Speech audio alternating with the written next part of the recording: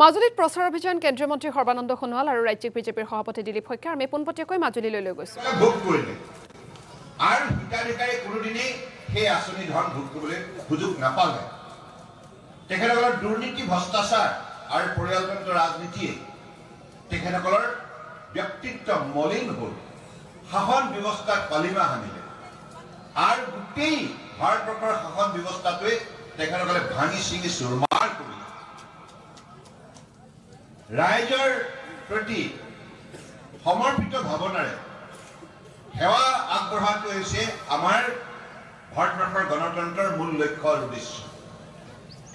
B.R. Ambedkar ডাঙৰীয়া, doctor B.R. Ambedkar ডাঙৰীয়া যিগৰাকী মহান আইনজ্ঞ, মহান ভাৰতবৰ্ষৰ নেতাই, আদৰ্শ পুৰুষে ভাৰত সংবিধান গঠন কৰিলে তেখেতৰ নেতৃত্বত।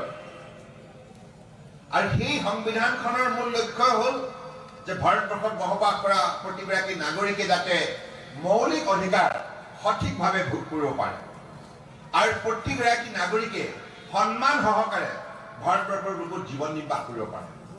আৰু প্ৰতিগৰাকী সেই সংবিধানে বিবেচনা প্ৰদান কৰিলে যে প্ৰতিগৰাকীৰ প্ৰতি সমমৰ্যাদা, সমন্বয়ন, এই দৃষ্টিভংগীৰে যাতে শাসনৰ বাগজৰি লোৱা লোকসকলে জনসেৱাৰ কামত আত্মনিয়োগ কৰিব পাৰে তাৰ ব্যৱস্থা প্ৰৱৰ্তন কৰিলে।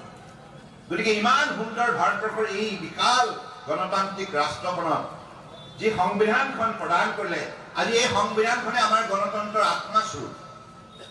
এই সংবিধানে ৰাজ্য চৰকাৰ, কেন্দ্ৰীয় চৰকাৰ, বিভিন্ন আৰবান বডি, ৰুৰেল বডি, বিভিন্ন পৰ্যায়ত জনসাধাৰণৰ সুবিধাৰ্থে চৰকাৰ গঠন কৰাৰ পদ্ধতি প্ৰদান কৰিলে।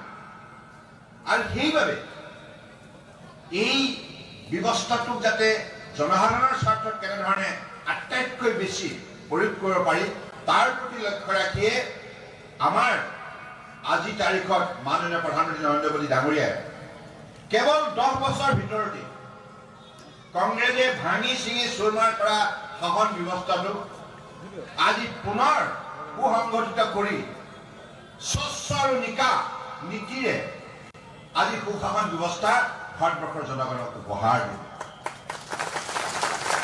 আজি সেই সুশাসনৰ ব্যৱস্থাৰ ফলশ্ৰুতিত মাজুলী জিলা, মাজুলীৰ উন্নয়ন, ৰাস্তা পদূলি, দলং, অনুষ্ঠান প্ৰতিষ্ঠান গঢ় লৈ উঠিলে।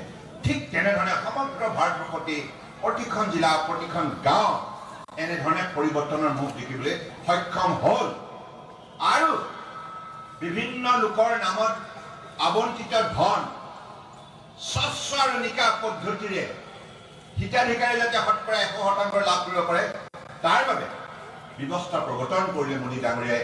বেংকৰ একাউণ্ট খুলি DBT যোগেদি দিল্লীৰ পৰা মাজুলী কোনোবা শ্ৰেণীৰ বাবে যদি কিবা আঁচনি নামত ধন ধাৰ্য কৰা হৈছে, সেই আঁচনি ধন যাতে মাজুলীৰ ব্যক্তিগৰাকীয়ে শতকৰা 100% পাব পাৰে তাৰ ব্যৱস্থা প্ৰৱৰ্তন কৰে।